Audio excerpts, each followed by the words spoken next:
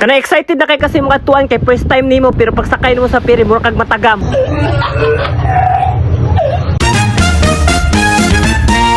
Hey, what's up guys? This is your boy Rex Malang. Get ready with me para sa atong part 2 diri sa Siquijor. So naabot today may diri sa Siquijor guys. So nakita niyo akong part 1 sa video. Grabe wajud ko kaangay sa biyahe na mo padul diri sa Siquijor kay gidagat ko sige gid taong ko og sukalain jud kay nga ako ang paminaw. Gihatod lang sana mo sa kadjut mo ang gamit nato sa hotel. Unya ni day mi diri sa Baha Bar Restaurant kay para mga on mi ug mao ni amo ang first destination diri sa Siquijor. Gid pug kaayo kay dollar pud ni sa among hotel unya medyo gutom na sad kaayo. Nindot pud ni siya na restaurant kay nigat sulod nimo kay mura ra jud kag naa sa balay nindot kay ang ihang view. Ang vibes bitaw kay murag feel at home ra jud ka. Alay ra gyud siya na murag gihimo og restaurant niya medyo aesthetic jud kay siya nice kay ihang view. Ang kanindot ani na restaurant kay murag jud ka og kanang nibalik bitaw sa unang panahon. Kay ma-feel man gyud nimo ang kanang traditional vibe. Like ang kanang itsura bitaw na kanang gihimo gyud siya sa kanang kahoy. Pero nice kay ihang view, unique kayo, grabe kayo maka-aesthetic. Ikaw man na mag-picture, nag-order din mi sa mga pagkaon, sa mga drinks. So ubay-ubay gyud po niya mo gipang order niya. Lami kay ilahang pagkaon diri. Labi na gyud kani ilahang mango shake sus perti gyud kayo kalami. Nag-wait lang mi og mga pila ka minuto. Yun naabot to din mo mga order na sus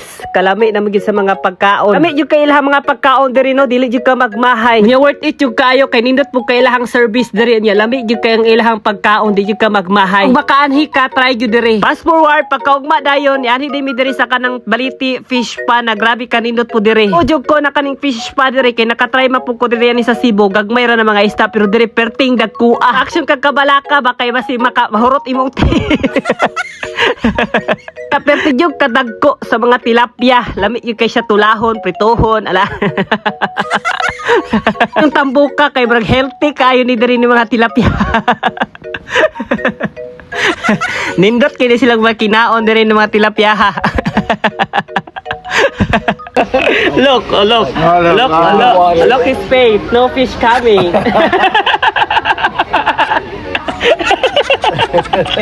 How are you? No fish coming.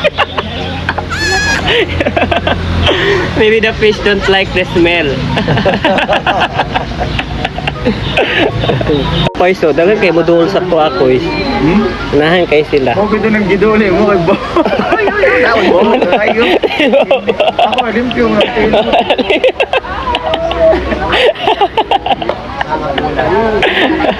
Yeah, you really like it. There's four of them. Yeah. Wow, I like this. Like white meat.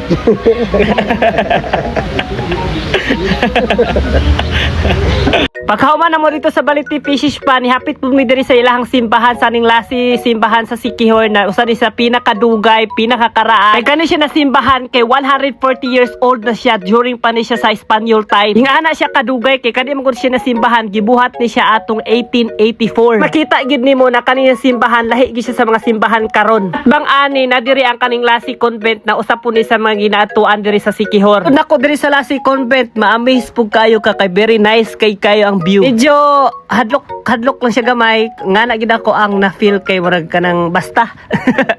Unya mao din ni siyang entrance sa Lasi Convent guys niya. See you sa part 3 para makita nato kung unsa diri ang sulod ug unsa kanindot ang view diri sa Lasi Convent. Salamat kay sa pagtan-aw guys niya. Diri ako taman kay medyo taas na jud kay ang video niya. See you na lang sa part 3. Daghang salamat.